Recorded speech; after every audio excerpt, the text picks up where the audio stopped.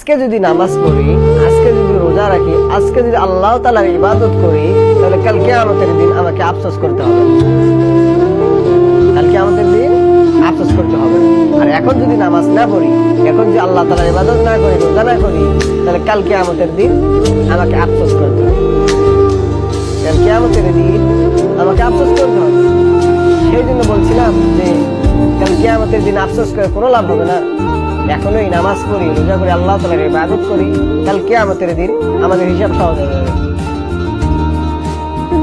ওরে আজ বুঝবি না বুঝবি কাল, ওরে আজ বুঝবি না বুঝবি কাল, আফসোস করবি আর পারবি গাল।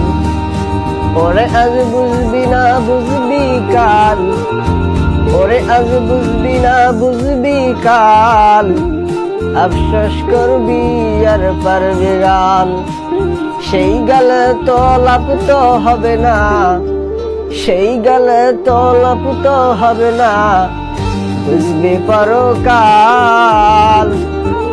ওরে আজ বুঝবি না বুঝবি কাল, ওরে আজ বুঝবি না বুঝবি কাল, আফসোস করবি আর পারবি গাল।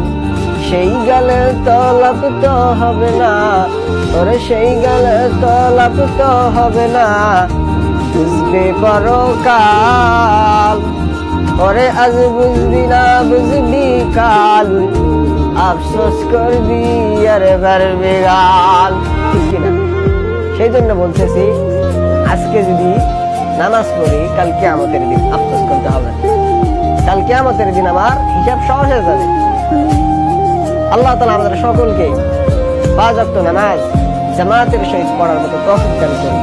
সকলে বলে আমিন।